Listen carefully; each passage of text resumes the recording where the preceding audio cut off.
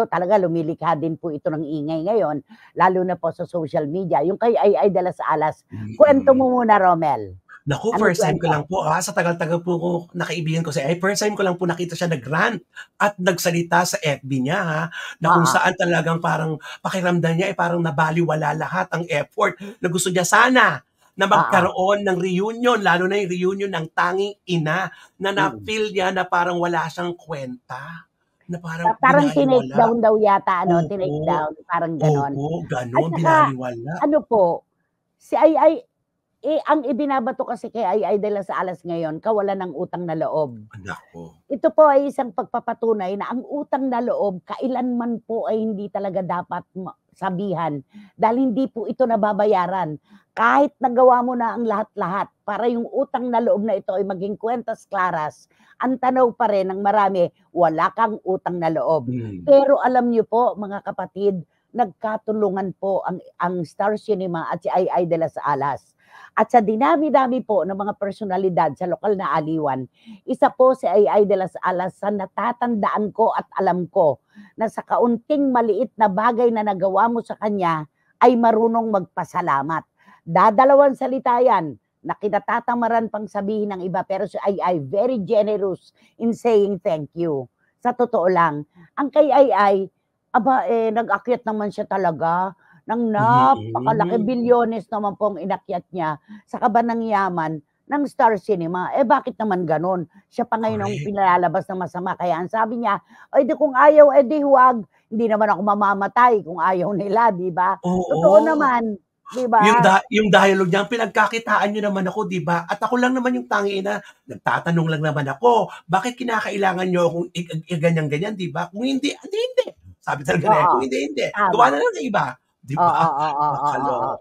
Ayan. At sabi ni Wating-Wating, nanay, may nangungunsinti kaya feeling righteous. Ika nga, fools see the truth but still deny the truth. Ayaw niya siguro mawalan ng trabaho. Kay Ogie Alcasi dito, itong kaya Wating-Wating.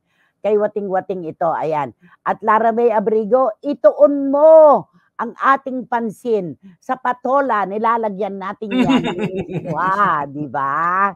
Sabi niya kasi, pasok, the more bashing you send, the more chances of engagement. Tanggalin nyo ang tapaoho nyo nang makita nyo ang tunay na ugali ng idol nyo. Si Bayang talaga, ang ating keyboard warriors talaga, hindi papayag, di ba? Yun. Yung kay Ay, dapat hindi siya, yung sabihan ng walang utang na loob. Di ba? Kasi napakamatanaw po ng utang na loob ni Ay. Yung kanya naman ay pagkamis lamang, di ba? Sa kanyang mga nakasama do sa tanging ina. At hindi lang naman iisang beses yan, di ba?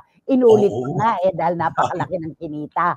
Nang wasak nga yan nang wasak yan ng takilya. Kaya, yun si Ay naman, yung kanya, magandang loob yung kanya, di ba?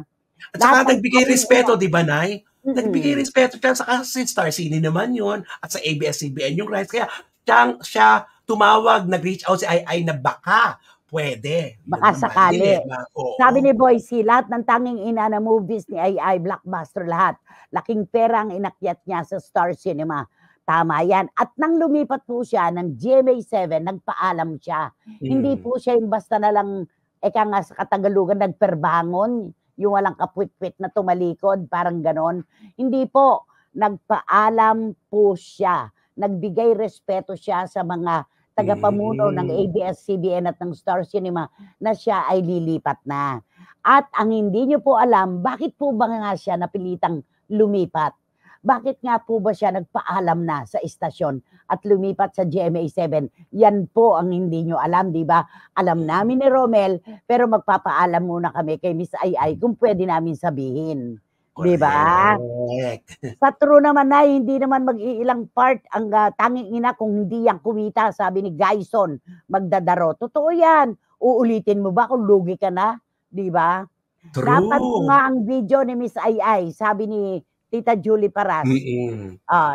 Sa post ni kapatid na Randy Balaguer, hanga ako kay Ay. Napaka malumanay niya magsalita kahit ramdam ang hinanakit sa dibdib niya, sabi ni Tita Julie Paras. Oo, alam mo naman, ang respeto ni Ay sa bawat isa talaga ay sumusubo po yan, hindi siya kinakapos talaga. At yan po ay comedy concert queen, matagumpay na matagumpay. Pero nakita niyo na po bang nagyabang? Nakita niyo na po bang nagpa-iral ng power Mm. tripping? Wala, wala kang maaano sa kanya, mapapansin sa kanya. Nasa tao Totoo. kasi yan, eh, naturalesa ng tao ang laging pumapaimbabaw sa mga ganyang issue. Masama na Yes. loob, kasi nga binabash, eh, ganyan talaga, eh.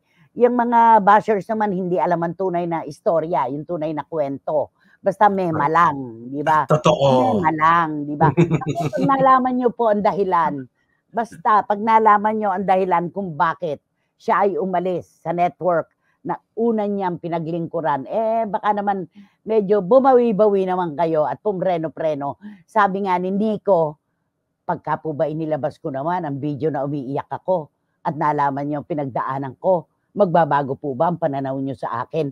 Alam mo Ayun. sa akin may tama yun, yung sinabi ni Nico na hindi ko yan Mm. makakalimutan habang buhay.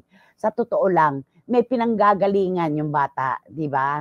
Meron talagang Yes. dahilan. Kaya naku, 'wag na po tayong magpakabulag pa. Alamin muna natin ang tunay na kwento bago tayo mambash at, pakainin ng mga salitang hindi kakainin talaga kahit ng gutom na aso ang mga salita niyo, Mm. okey?